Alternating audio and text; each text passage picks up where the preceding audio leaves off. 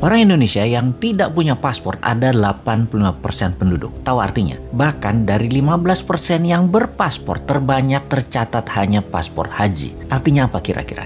Demikian awal pembicaraan dibuka oleh sahabat saya yang jadi menteri saat ini. Kita lanjut. Orang asing masuk ke Indonesia paling banyak tercatat adalah sekitar 9 jutaan orang per tahun, di mana length of stay-nya tinggal di Indonesia di Batigari. Artinya, dari 9 juta tersebut 40%-nya adalah orang yang sama bolak-balik keluar masuk Indonesia. Artinya apa? Betul, artinya belum banyak orang mancanegara yang memanfaatkan wisata ke Indonesia. Kebanyakan bisnis trip. Bagaimana membuat lama tinggal length of stay menjadi lebih dari 5 hari dan spendingnya per orang wisatawan asing lebih dari $500 per harinya. Dan pebisnis spendingnya lebih dari $20.000 per hari karena belanja barang-barang untuk usaha. Kalau menjawab pertanyaan di awal paragraf tersebut, maka sesungguhnya 85% warga tidak pernah melihat apapun kemajuan negara lain seperti Tiongkok di mainlandnya, kemajuan Hong Kong, Singapura, Dubai, London, New York. Itu baru sisi kotanya. Belum lagi dari sisi wilayah industri dan usahanya. Pusat bisnis hulu, heavy industry, high-tech industry, digital IT industry, Silicon Valley,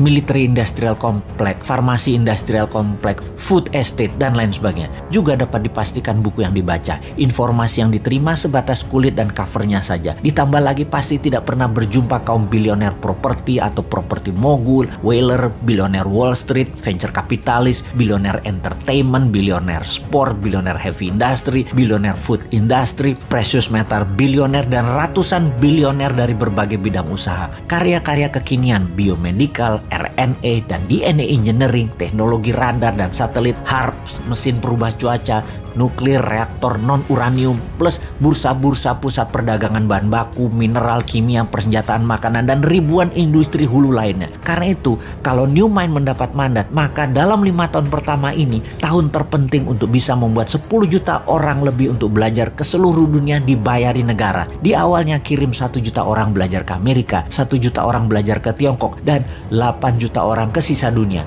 Belajar sosial, sains yang terbanyak, teknologi, manufacturing, industri, dan semua hal untuk masa depan nanti terjadi. Ilmunya harus kita kuasai. Kenalkan kota, kenalkan negara lain, kenalkan kehidupan, dan kenalkan budaya lain, kenalkan masalah sosial dunia, kenalkan masalah lingkungan dunia. Indonesia harus paham detail, rinci, dan akurat. Pulang ke Indonesia, mereka tidak perlu ikatan dinas. Mereka menyebar langsung memenuhi kebutuhan dalam negeri atau membuat usaha menjadi pewirausaha di tanah air. Ada fasilitas pinjaman lunak untuk mereka memulai usaha. Sungguh, ilmu pengetahuan, pengalaman, serta keterampilan putra bangsa terbaiklah yang akan membuat Indonesia menjadi negara superpower di tahun 2045. Pendidikan dan pengetahuan berlanjut. Kampus-kampus akan punya guru terbang kalau dulu istilahnya. Sekarang dosen-dosen dari kampus ternama akan mengajari live streaming di semua kampus dengan nilai SKS yang besar dan kurikulum kampus. 40%-nya adalah dosen asing, di mana kampus akan digratiskan dan ditingkatkan kapasitas laboratorium serta tempat praktek menjadi 3 kali lipat dari sarana saat ini. Diharapkan dengan pendidikan di tingkat pengetahuan, keterampilan putra-putri bangsa Indonesia bisa menjadi kompetitif dengan ilmu terbaru, dengan ilmu kekinian, dan bisa mengadopsi masa depan dengan cepat. Ditambah lagi, tinggal di negeri orang akan membuka mata akan wilayah yang livable, yang sehat, suasana serta fasilitas yang akan diambil yang terbaiknya, yang akan dicocokkan dengan budaya lokal Indonesia, membuat masa depan eco-living Indonesia adalah yang terbaik di dunia. Setelah membuka wawasan dan menambah ilmu, di mana mereka nanti berkarya sekembalinya ke tanah air. Indonesia akan memiliki 30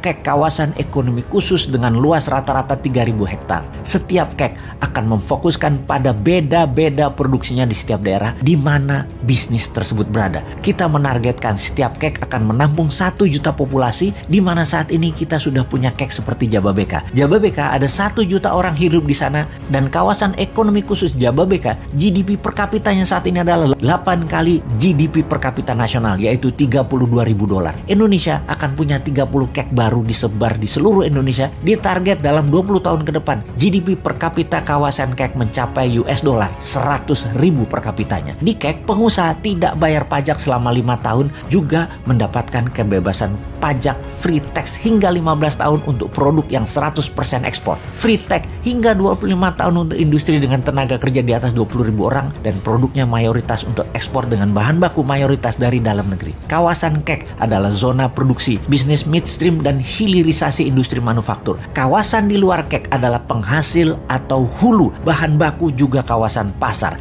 kita jelaskan agar lebih paham lagi dalam ilustrasi yang sederhana. Tiongkok adalah negara produsen. Indonesia adalah negara sumber daya alam, sumber bahan baku produksi. Indonesia dipaksa atau didesain jadi negara pasar finish produk Tiongkok. Bukti negara pasar. Transaksi Indonesia dengan Tiongkok surplus alias Tiongkok untung. Jadi sekali lagi kita rangkum. Bahan baku SDA Indonesia dikeduk, dapat harga murah, finish produk dibalikin lagi ke Indonesia, dibeli dengan harga mahal banget. Negara tengah Tiongkok itu untung. Dia pegang modal, teknologi, dan finish produk. Indonesia yang punya sumber bahan baku dikadalin, dibeli Tiongkok dengan harga murah, lalu balik lagi dari hasil akhirnya dengan harga tinggi. Sudahlah, karena bernegara saat ini geblek dan rakyatnya diganjel pakai info-info buzzer. Jadi nggak paham kalau Tiongkok itu kuasai hulu, mid, dan hilir.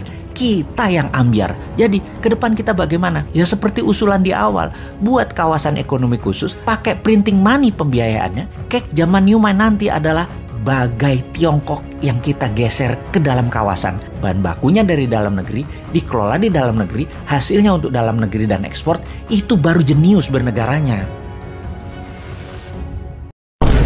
Time to plan and action. Sudah terlalu banyak isu ekonomi buruk di negara ini. Stop, saatnya Anda tahu wealth profile bisnis yang cocok untuk kepribadian Anda dan menambah penguasaan baru dalam mengelola cash flow Anda. Ambil peluang ini, ikuti Bosman Tour 2023. Solo, Malang, Tangerang, Road to Billionaire. Selamat bergabung.